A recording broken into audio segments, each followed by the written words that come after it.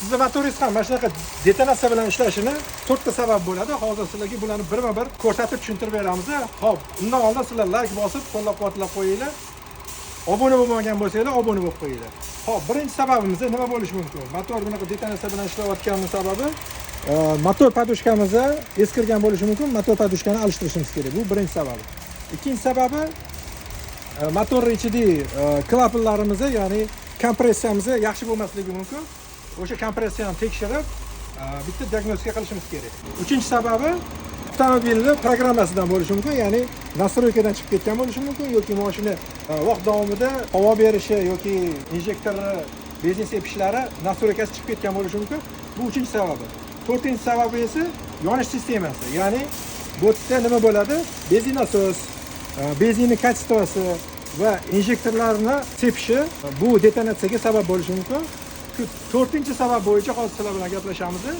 Bu to'rtinchi sababimiz injektorlarni benzinni yaxshi sepmasligi hisobidan bo'ladi. Ya'ni benzinlarni yaxshi purka bermasa injektorimiz va switch uni yoqqan paytda yaxshi davleniya, yaxshi kompressiya bo'lmaydi. O'shani hisobiga motor shunaqa detonatsiya bilan ishlaydi. Buning uchun sizlar avvalambor birinchi qiladigan ishinglar diagnostika qilib, injektorlarni yuvib olishinglar kerak. Ya'ni injektor tozalaydigan apparati bor, ustining yoniga borib, injektorlarni polni ko'rsatishingiz kerak va undan tashqari benzin nasos, reka, benzin keladigan filtrlarni hammasini bir qator ko'rsatib olishingiz kerak. Agar siz 5-6 sabablarni biladigan bo'lsangiz, kommentariyga yozib qoldiring. Hozir sizga injektorlarni yaxshi ishlashi uchun qanaqa injektor apparatlarda tozalash kerakligini tushuntiraman.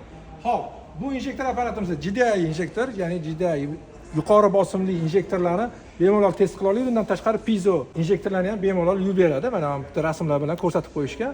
Undan tashqari legendamiz 602 apparatimiz, bu Launch firmasining 602 apparati bo'ladi. Ultrazvukovoy vandasi отдельно bo'ladi. 605 apparatimiz GDI hisoblanadi. Buni vandasi ichida o'tiradi. Undan tashqari 603 modelimiz bor. Bu 603 modelimiz ham MPI'larga bo'ladi va injektor tozalash, ya'ni ultrazvukovoy qozoni birga ichida qo'shilgan bo'ladi. Shu apparatlardan foydalangan holda shu detonatsiyani bemalol yo'qotsanglar bo'ladi. Apparat kerak bo'lsa bemalol Avtomasterga murojaat qilaverasizlar. Joningiz sog' bo'lsin.